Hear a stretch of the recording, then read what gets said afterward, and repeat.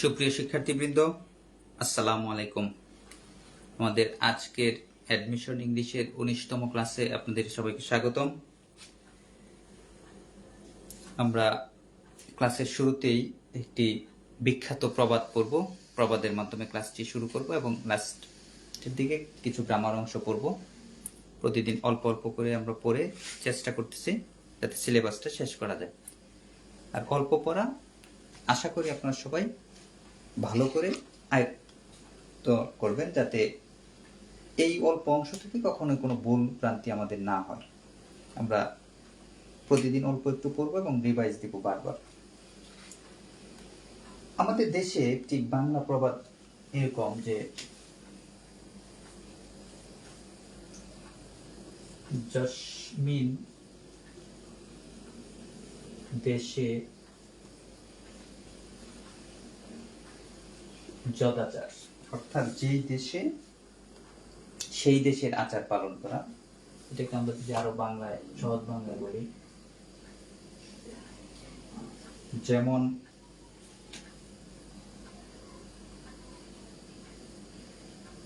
যখন যেমন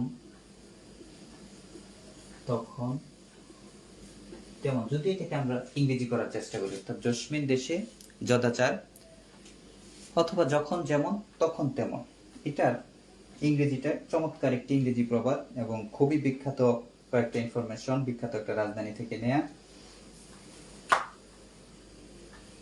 এটা হচ্ছে হোয়েন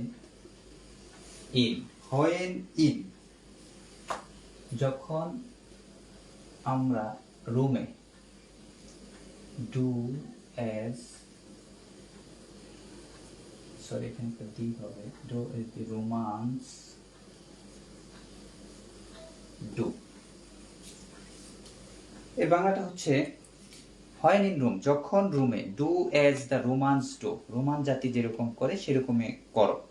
অর্থাৎ যখন তুমি রুমে থাকবে, রোমান জাতি যেইভাবে চলে বা যেরকম করে তোমার সেরকম করা উচিত। অর্থাৎ জসমিন দেশে যদাচার, যেই দেশে যেই আচরণটা সেই দেশে সেই আচরণটাই করা উচিত, যখন যেমন তখন তেমন। এই প্রবাদ থেকে দুইটা বিষয় আমরা একটু শিখব। সেটা হচ্ছে রোম হচ্ছে ইতালির রাজধানী, এটা আমাদের মনে রাখতে হবে। ইতালির রাজধানী, এটা আমাদের সাধারণ জ্ঞানের প্রশ্ন আসবে, সেজন্য আমাদের জানা থাকা দরকার যে ইতালির রাজধানী হচ্ছে রোম। আরেকটা বিষয় এখানে আমরা একটু লক্ষ্য করি, রোমান্স বলতে রোম জাতি, রোমান জাতি অর্থাৎ রোমানরা যা করে, এর আগে আমরা একটা আর্টিকেল হিসেবে দি ইউজ করেছি, এটা আমাদের জানতে হবে যে জাতির নামের আগে দি আর্টিকেলটি ব্যবহৃত হয়। এই দুইটা বিষয় আমাদের এখানে জানতে হবে, আর লাইনটা ক্লিয়ারলি আমরা মুখস্থ রাখবো। When in Rome, do as the Romans do. এটা শুধু ইতালির রাজধানী হিসেবে প্রবাদটা চলে আসছে এটা না, মূলত এটাকে বলা হয় রোমান সাম্রাজ্যের রাজধানী রোমকে, রোমান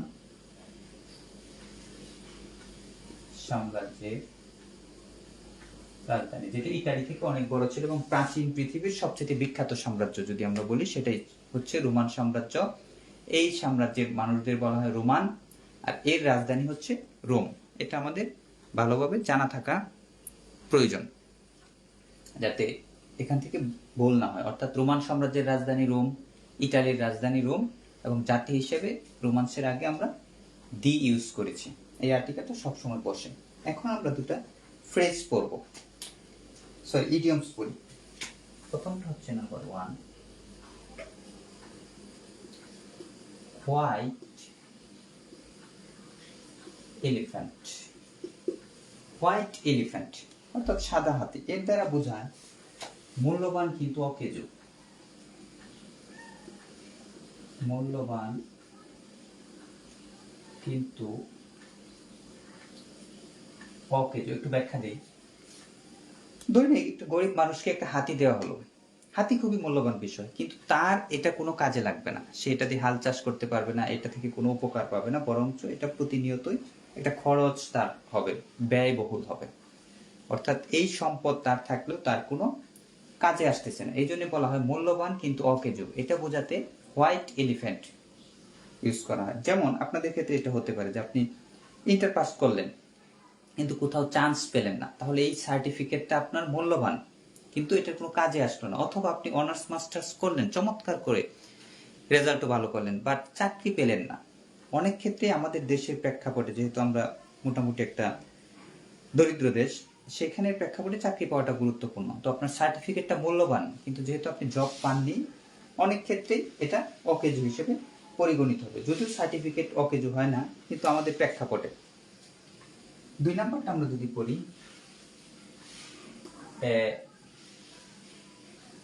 ফলস প্যারাডাইস। ফুল মানে বোকা, প্যারাডাইস মানে স্বর্গ। এটা বোঝায় বোকার স্বর্গ। এটা এরকম যে আপনি ইন্টার পাস করলেই যদি ভাবেন যে আপনার চান্স হয়ে যাবে, তাহলে আপনি বোকার স্বর্গে বাস করতেছেন। অথবা অনার্স পাস করলেই যদি আপনি ভাবেন যে আপনি চাকরি পাবেন, সেটাও আপনি বোকার স্বর্গে বাস করার মতো। অর্থাৎ ইন্টার পাস আপনাকে অ্যাডমিশনের গ্যারেন্টি দিচ্ছে না, অনার্স পাস আপনাকে জবের গ্যারেন্টি দিচ্ছে না। যদি আপনি এটা ভেবে থাকেন তাহলে আপনি বোকার স্বর্গে বাস করেন। এটার ইংরেজি হচ্ছে এ ফলস প্যারাডাইস, অর্থাৎ বোকা মানুষের স্বর্গ। এটা আমরা একটু কমা দেব। আচ্ছা, এখন আমরা একটা অত্যন্ত গুরুত্বপূর্ণ প্রিপোজিশন পড়বো এবং আগের দিনের গ্রামার আইটেম যেটা আমরা নেগেটিভ করা শিখেছিলাম সেটাও আমরা একটু পড়বো। ওয়ার্ডসওয়ার্থ দিয়ে শুরু করি, যদিও বিখ্যাত কবি। ওনার সাথে তো আমরা এতদিনে পরিচয় হয়েই গেলাম, 3টা কোটেশন পড়েছি। ওয়ার্ডসওয়ার্থ ইন্ট্রোডিউসড, তাহলে এটা কোন টেন্স হচ্ছে? ওয়ার্ডসওয়ার্থ যদি সাবজেক্ট হয়, introduced verb two, past indefinite tense. Introduce the readers, এখানে শূন্যস্থান, নিউ টাইপ অফ পোয়েট্রি।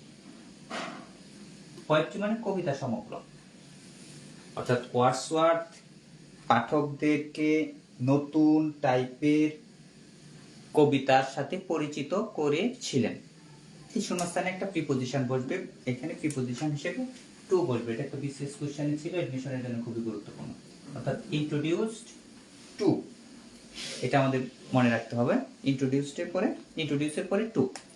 এখন গত ক্লাসের ধারাবাহিকতা আমরা এটাকে নেগেটিভ করার চেষ্টা করব, যে বাক্যটাকে যদি আমরা নেগেটিভ করি, যে ওয়ার্ডসওয়ার্থ তার পাঠকদের নতুন টাইপের কবিতায় পরিচিত করাননি, সেক্ষেত্রে কি হবে? আমরা বলেছিলাম যদি অক্সিলিয়ারি ভার্ব থাকে তারপরে আমরা নট বসাবো। যেহেতু এই বাক্যে কোনো অক্সিলিয়ারি ভার্ব নেই, অর্থাৎ পাস্ট ইনডিফিনিট টেন্স, সেই ক্ষেত্রে আমরা বলেছিলাম ডো এর একটা ফরম্যাট বসবে। যেহেতু পাস্ট ইনডিফিনিট, ডোটা ডিড হবে। আমরা লিখব ওয়ার্ডসওয়ার্থ ডিড নট ইন্ট্রোডিউস। এখন কথা হচ্ছে, এটা ছিল ভার্ব টু, এটা হয়ে যাবে ভার্ব ওয়ান, কারণ এখানেই ভার্ব টু হয়ে গেছে, ডিড আমরা ব্যবহার করেছি। বাকি সব ঠিক থাকবে, দা রিডার্স যা আছে বাকি বাক্য ঠিক, শুধুমাত্র আমরা ভার্বের জায়গায় পরিবর্তন আনবো নেগেটিভ বাক্যের ক্ষেত্রে। অর্থাৎ যেসব বাক্যে অক্সিলিয়ারি ভার্ব আমরা না পাবো, ডোর ফরম্যাট বসাবো। পাস্ট হলে ডিড, প্রেজেন্ট হলে ডো, থার্ড পারসন সিঙ্গুলার হলে ডাচ। এটা আমাদের মনে রাখতে হবে এবং পরের ভার্বটা ভার্ব ওয়ান বসবে।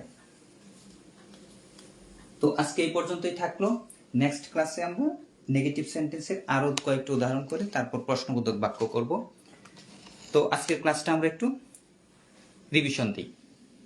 প্রথমে আমরা যেটা পড়লাম সেটা হচ্ছে জসমিন দেশে যদাচার। বাংলাটাও আমরা শিখবো, এই চমৎকার বাংলাটাও আমাদের জানতে হবে। অনেক সময় দেখা যায় যে বাংলায় যখন যেমন তখন তেমন না এসে আসলো জসমিন দেশে যদাচার, সেটা তো আমাদের বুঝতে হবে যে এই বিষয়টা কি, বাংলারও বাংলা। তারপর না আমরা ইংরেজি করব। এর ইংরেজি হচ্ছে হোয়েন ইন রোম, অর্থাৎ যখন রোমে, do as the Romans do, রোমানদের মতো কাজ করো। এটা ইতালির রাজধানী, রোমান সাম্রাজ্যের রাজধানী। তারপর দুটো ইডিয়মস পড়লাম, সেটা হচ্ছে হোয়াইট এলিফ্যান্ট, মূল্যবান কিন্তু অকেজো, এ ফোলস প্যারাডাইস, বোকার স্বর্গ।